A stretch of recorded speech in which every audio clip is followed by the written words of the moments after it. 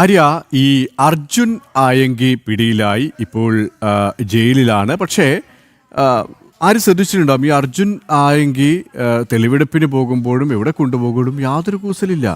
അതെ, മുമ്പ് എങ്ങനെയാണോ എങ്ങനെയായിരുന്നു ഇപ്പോൾ ജയിലിലാണ് എന്ന് മാത്രമേ ഉള്ളൂ. കാരണം ആ ആറ്റിറ്റ്യൂഡിൽ ഒരു മാറ്റമില്ല. എന്തുകൊണ്ട് എന്ന് പൊതുസമൂഹത്തിന്റെ ചോദ്യം ഉണ്ടാകുമ്പോൾ അവിടെ LDF സർക്കാരിന്റെ ആ ഒരു പോലീസിന്റെ നയങ്ങൾ, അല്ലെങ്കിൽ ആ ഒരു നിഴൽ ഇപ്പോഴും UDFന്റെ പോലീസിലുണ്ട്. ചെന്നിത്തല ആഭ്യന്തരമന്ത്രിയായാലും പിണറായിയാണോ സതീശനാണോ എന്ന് ഒരിക്കൽ കൂടെ സംശയം തോന്നും. കാരണം എന്തുകൊണ്ട് ആയങ്കിക്ക് ഒരു കുറ്റവാളിയാണ്, ഒരു കൊടും കുറ്റവാളിയാണ്. ഈ കൊടും കുറ്റവാളിയെ പിടികൂടാൻ പോലീസിന് ദിവസങ്ങളോളം ഓടേണ്ടി വന്നു. എന്നിട്ട് പിടികൂടിയിട്ടും എന്തുകൊണ്ട് ആയങ്കി ഒരു കൂസലില്ലാതെ പോകുന്നു എന്ന ചോദ്യത്തിന് സിനിമാറ്റിക് സ്റ്റൈലായിരുന്നു അല്ലേ? ശ്രദ്ധിച്ചിട്ടുണ്ടോ? എനിക്ക് തോന്നുന്നു പിന്നെ ആര്യ, ഈ ആയങ്കിക്ക് ഫാൻസുകൾ ഇങ്ങനെ കൂടി വരിക. കാരണം പോലീസിനെ വെല്ലുവിളിക്കുന്നു, നിയമവ്യവസ്ഥയെ വെല്ലുവിളിക്കുന്നു. അത്തരത്തിൽ മനോഭാവമുള്ള ഈ കഴിഞ്ഞ ദിവസത്തെ പ്രതികരണത്തിലും ഫോണൊക്കെ ഫോർമാറ്റ് ചെയ്ത് പോലീസിന്റെ കൊടുത്തിട്ടുണ്ടെന്നൊക്കെയായിരുന്നു അന്ന് മാസ് ഡയലോഗ്. കൂസലുമില്ലാതെ അല്ലേ? എന്നാൽ പോലീസിന്റെ ഭാഗത്തു നിന്നും ചില നീക്കങ്ങളും ഉണ്ടാകുന്നു. പക്ഷേ ആ നീക്കങ്ങൾ എത്രത്തോളം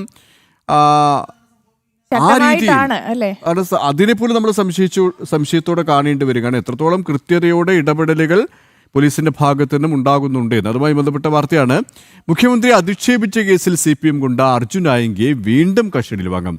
എറണാകുളം റൂറൽ സൈബർ പോലീസാണ് ആയങ്കിയെ കസ്റ്റഡിയിൽ വാങ്ങുന്നത്. ഇയാളിൽ നിന്നും പിടിച്ചെടുത്ത ഫോണുകൾ സൈബർ പോലീസ് പരിശോധന തുടരുകയാണ്. ഇവരുമായി ജിജീഷ് കരുണാകരൻ ചേരുകയാണ്. ജിജീഷ്, ഈ പറഞ്ഞതുപോലെ തന്നെ ആയങ്കിയെ വീണ്ടും കസ്റ്റഡിയിൽ വാങ്ങും. എറണാകുളം റൂറൽ സൈബർ പോലീസാണ് ആയങ്കിയെ കസ്റ്റഡിയിൽ വാങ്ങുന്നത്.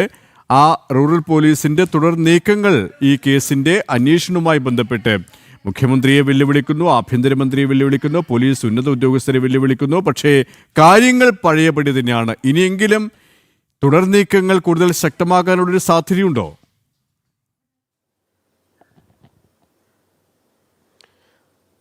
KP ആരിസറെ, നമുക്ക് അറിയാവുന്ന പോലെ ഈ അർജുൻ ആയെങ്കിൽ പിടിയിലായിട്ട് പോലും പോലീസിനോട് അല്ലെങ്കിൽ പോലീസിനെ വെല്ലുവിളിക്കുകയും പരിഹാസ്യരാക്കുകയും എല്ലാം തന്നെ ചെയ്യുന്നത് അർജുൻ ആയെങ്കിൽ തുടരുകയായിരുന്നു. അതിൻ്റെ ഏറ്റവും ഒടുവിൽ നമ്മൾ കണ്ട കാഴ്ചയാണ് കഴിഞ്ഞ ദിവസം എറണാകുളത്ത് തെളിവെടുപ്പിനെത്തിച്ചു. എറണാകുളം കടവന്ത്രയിലായിരുന്നു തെളിവെടുപ്പിനെത്തിച്ചത്. ആ സമയത്ത് അർജുൻ ആയെങ്കിയുടെ കേസിനെ കുറിച്ച് ചോദിച്ചപ്പോഴെല്ലാം നായെ കൊന്ന കേസല്ലേ എന്ന്, അതായത് അത്ര നിസ്സാരമായിട്ടാണ് ഈ അർജുൻ ആയെങ്കിൽ ഈ കേസുകളെ എല്ലാം തന്നെ കാണുന്നത്. യാതൊരു ഗൗരവമില്ലാത്ത കേസ്.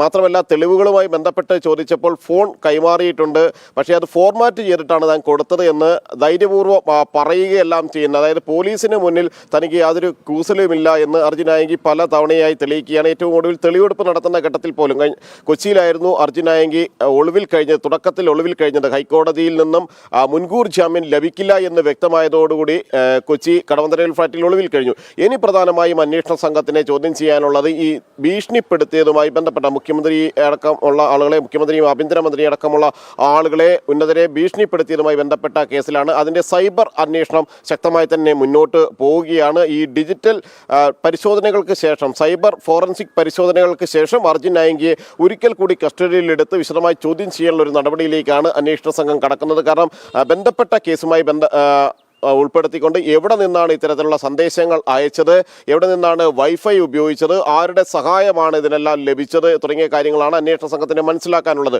കഴിഞ്ഞ ദിവസം CIമാരെ ഭീഷണിപ്പെടുത്തിയതുമായി ബന്ധപ്പെട്ട്, അത് കോതമംഗലം ഊന്നുകൽ SHOമാരെ ഭീഷണിപ്പെടുത്തിയതുമായി ബന്ധപ്പെട്ടായിരുന്നു അന്വേഷണ സംഘം വിശദമായ കസ്റ്റഡിയിലെടുത്തത്. അതിൻ്റെ ഭാഗമായി കൊച്ചിയിലടക്കം എത്തിച്ച് തെളിവെടുപ്പുകൾ നടത്തി.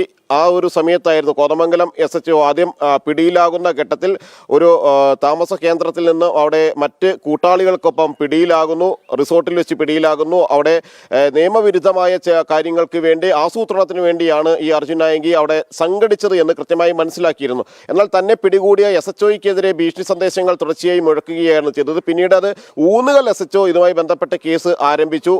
കോതമംഗലം SHOയെ ഭീഷണിപ്പെടുത്തിയതിൽ ഊന്നുകൽ SHO അന്വേഷണം നടത്തിയപ്പോൾ ആ ഊന്നുകൽ SHOയെയും അർജുൻ ആയെങ്കിൽ ഭീഷണിപ്പെടുത്തി. നേരത്തെ KP സൂചിപ്പിച്ചതുപോലെ തന്നെ ഈ ഒരു ഭരണത്തിൽ, കഴിഞ്ഞ LDF ഭരണത്തിൽ കൃത്യമായി തന്നെ അർജുൻ ആയെങ്കിക്ക് പോലീസിന്റെ സംരക്ഷണം ലഭിച്ചിരുന്നു, ഭരണത്തിന്റെ തണൽ ലഭിച്ചിരുന്നു. കാരണം CPM-ന്റെ സൈബർ പോരാളിയാണ്, CPM-ന്റെ ക്രിമിനൽ ആണ്, ഏറ്റവും പ്രധാനപ്പെട്ട ക്രിമിനലുകളിൽ ഒരാളാണ് ഈ അർജുൻ നായങ്കി. കണ്ണൂർ ജില്ലയിലെ പ്രധാന ക്രിമിനൽ സംഘങ്ങളിൽ ഒരാളാണ്. അതുകൊണ്ട് തന്നെ വലിയ സംരക്ഷണം ലഭിച്ചു. സ്വാഭാവികമായും UDF ഭരണത്തിൽ ശക്തമായ നടപടികൾ ഉണ്ടാകുമെന്ന് പ്രതീക്ഷിച്ചിരുന്നു. എങ്കിലും ഈ അർജുൻ നായങ്കി പോലീസിനെ വട്ടം കറക്കുന്ന കാഴ്ചയും തുടർച്ചയായി വെല്ലുവിളിക്കുന്ന കാഴ്ചകളും തന്നെയാണ് കഴിഞ്ഞ ദിവസങ്ങളിലെല്ലാം തന്നെ കണ്ടത്. അവിടെയും ഈ രമേശ് ചെന്നിത്തലയുടെ പോലീസിനും അർജുൻ നായങ്കിയെ പോലുള്ള ഗുണ്ടകൾക്കെതിരെ ഒന്നും ചെയ്യാനില്ല എന്നതാണ് അതിൽ ഏറ്റവും പ്രധാനമെന്ന് പറയുന്നത്. എങ്ങനെയാണോ ഇവരെല്ലാവരും LDF ഭരണത്തിന്റെ തണലിൽ കഴിഞ്ഞിരുന്നത്, അതിന് സമാനമായ രീതിയിൽ ഇപ്പോഴും തുടരുന്നു. വിവിധ കേസുകളിൽ അറസ്റ്റിലായി റിമാൻഡിൽ പോകുന്നു എന്നതിനപ്പുറം അർജുൻ നായങ്കിയെ സംബന്ധിച്ചിടത്തോളം കൂടുതൽ കടുത്ത നടപടികളിലേക്കോ അല്ലെങ്കിൽ തുടർച്ചയായി പോലീസിനെ വെല്ലുവിളിക്കുന്നതുമായി ബന്ധപ്പെട്ട്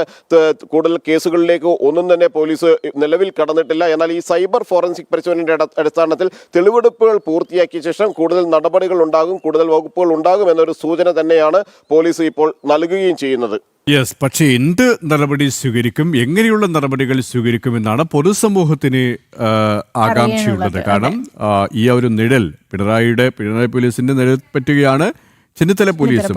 ഒരു തരത്തിലുള്ള ഇടപെടലുണ്ടാകുന്ന പൂർണ്ണമായി സംരക്ഷണം കൊടുക്കുന്നു എന്നുള്ള സംശയമാണ് നമുക്കൊക്കെ ഉണ്ടാകുന്നത്, അല്ലേ?